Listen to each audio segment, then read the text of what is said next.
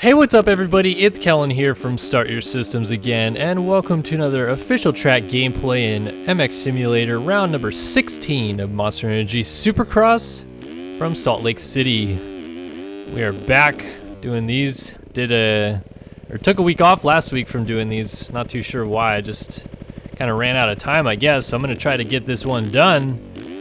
And yeah, Salt Lake City, very Salt Lake City-esque type track too. Long back and forth straightaways, couple little rhythm sections back and forth here at the end zone of the stadium. It's built into Rice-Eccles Stadium, which is, I think, where the Utah, University of Utah football team plays. And it's a pretty interesting, well, not interesting, but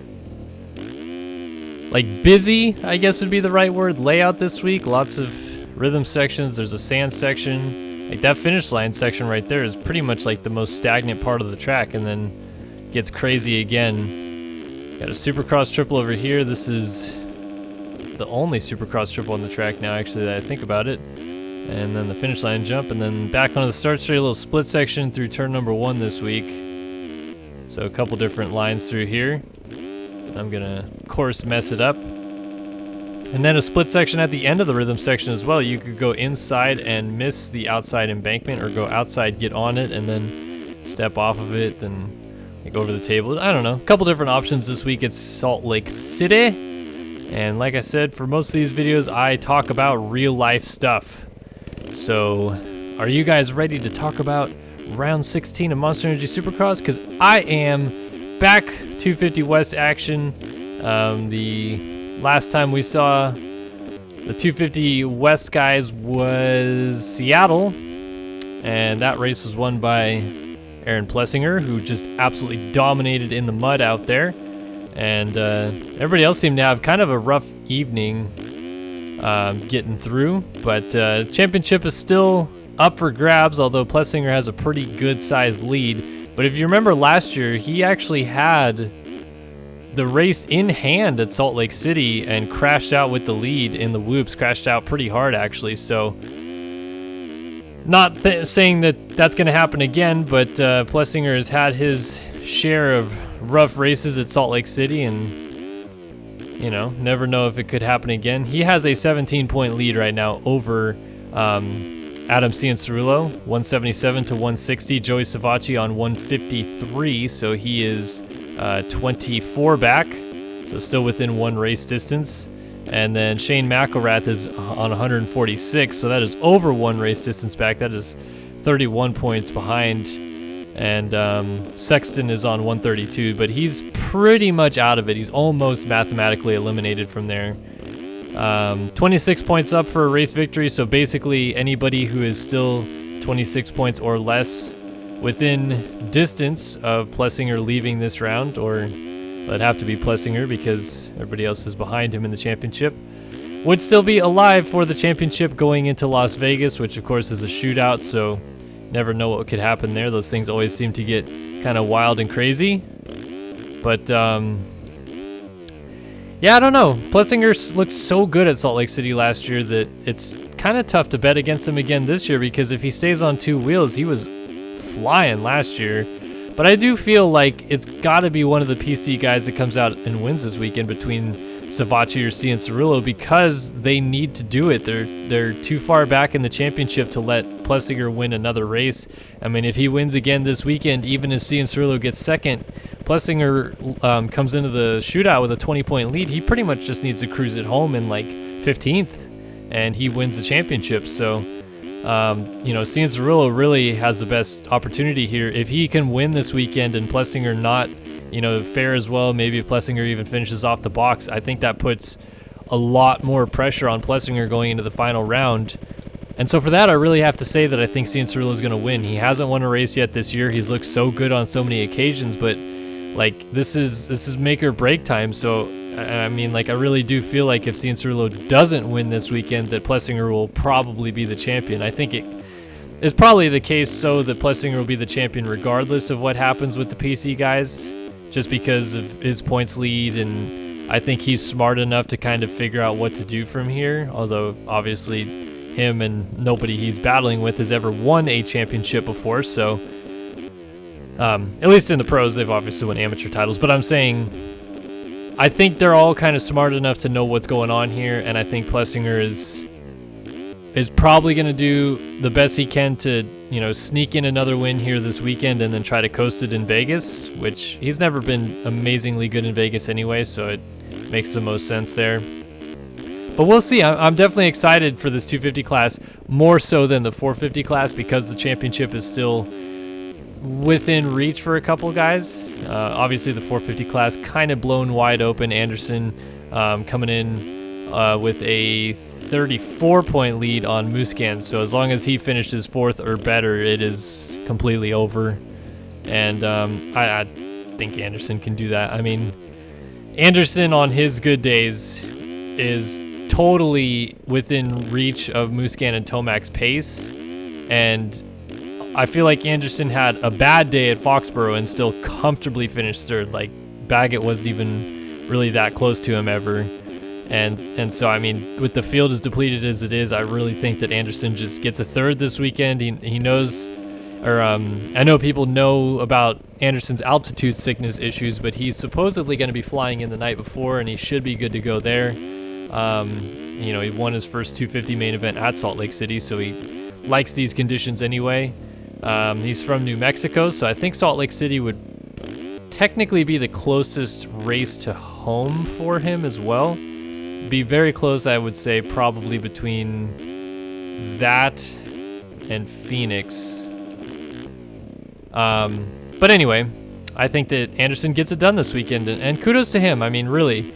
I know I maybe ragged on Anderson a little bit at the beginning of the season, but you know, he was there when all these other guys had their issues, and even so, like, he really had a good season. I find it a tough time making a valid argument that even if Tomac had, you know, a pretty good season, Anderson might still be your champion. I mean, look at how far back in points Tomac is.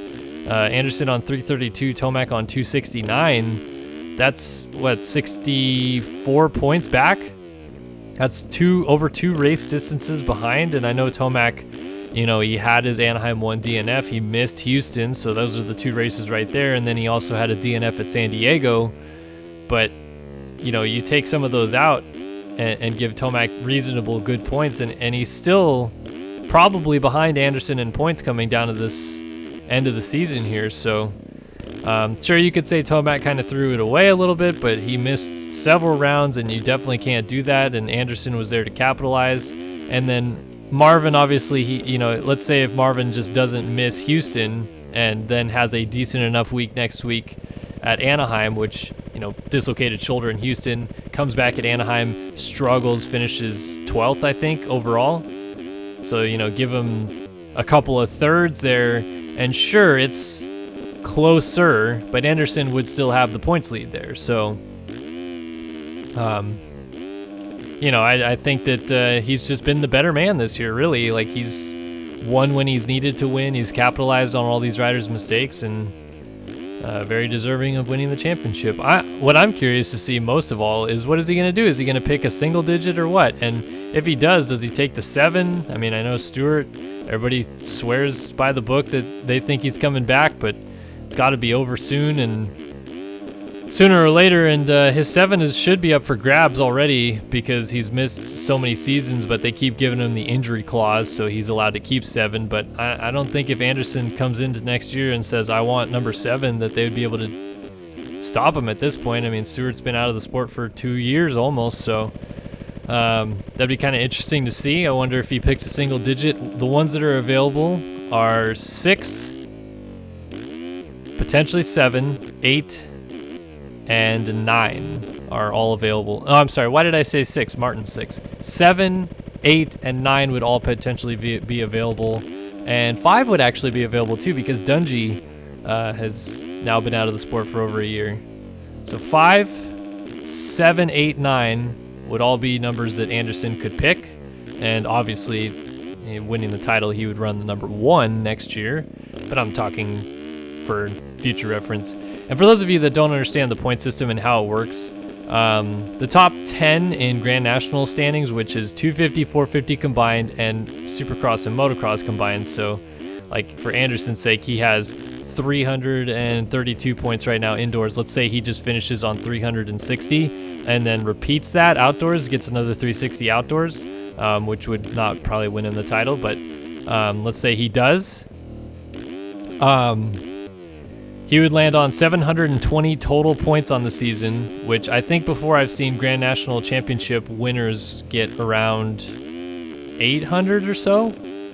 So he would be like second or third in GNC, and therefore would be allowed to pick a career number. But Anderson already has a career number, so you have to pick someone who does not have a career number already that would land inside of the top 10 that can pick a career number. Like, for example, Cian Cerullo landed inside of the top 10 last year and picked 92. That's how you get to pick a permanent number. Otherwise, you just get seeded into all the open available slots from 11 on back, which there's really not many up near the front. I think that the top number that was available this year was 13, and nobody picked it, so Ferrandis took 24, I think was the case. Anyway, but Anderson winning a national title could pick a single digit. The 250 regional champions, no matter what, are allowed to pick a permanent number, even if they don't race outdoors. So Hill picked 46 last year. I think Mookie is permanent on 27 as well. But they don't get to pick a single digit because they did not win a national championship. They won a regional championship. Zach Osborne, winning the outdoor title, was allowed to pick a single digit if he wanted to. He did not. He chose to stick with 16. Obviously, he's been running the number 1 this whole time. But that's just to kind of explain the point system. So that's why Anderson would be allowed to, if he wanted to, pick a single digit that's available, when he wins a championship. So, and I say when he wins the championship, I mean he has a 34-point lead with 2 rounds to go and a max of 52 points available on the line. I'm pretty sure he's going to win the championship. It's going to be absolutely catastrophic at this point if he loses it, which would probably be some sort of crash or injury or something along those lines. And that would be really sad because the only other person that could win it is Musquin. And, good for Musquin capitalizing, but Anderson at this point deserves it. So look for Anderson to clinch this weekend. Look for a showdown in the 250 West class. The last time we'll see them not in the shoodout format, showdown format, I should say, or even combined for the rest of the year. This is going to be the last regional 250 race of the season because they do the showdown in Vegas and then they do 12 rounds of outdoors, all combined with the East guys. So that'll be exciting. And like I said, I think I got AC this weekend winning. I got Tomac winning in the 450 class. And I honestly think Tomac just straight up wins. Like, gets a whole shot, checks out. I think a lot of people are looking for the Tomac payback move on Musquin to happen this weekend. I don't really see it happening this weekend. I think Tomac is a guy that waits for, like, the right opportunity to do it. So, like, I would just say the next time in a big race that he ends up behind Musquin, which could be this weekend, it could be Vegas, I think it's more likely it's going to be outdoors, that Tomac is just going to absolutely lay Musquin on the deck. And, I talked a little bit about that in my review video in Monster Energy Supercross the game. But, Marvin has one coming. The pass was aggressive. You could call it dirty, sure. It was for the win, so I'm all for it. I think that move should be allowed 100% of the time. And kudos to Marvin for taking the opportunity that was available. But I think that, Tomac, rightfully so, should be pissed and should give one back. That's kind of a tip for tap there, and why not? So, like I said, don't see him necessarily taking Musquin out this weekend, but you never know. It's going to be pretty dramatic. I know a lot of people are going to be watching for it. Be interesting to see if they end up in the same heat and then Musquin gets the whole shot, what happens. But I'm excited for this weekend. I hope you guys are too. If you guys want to play this track, you can download it in the description below and try it out for yourself. But yeah, hope you guys enjoyed watching the video, and hope you guys enjoy your weekend watching Supercross. But my name is Kellen here on Star Systems. I appreciate you watching the video, and I'll see you guys in the next one.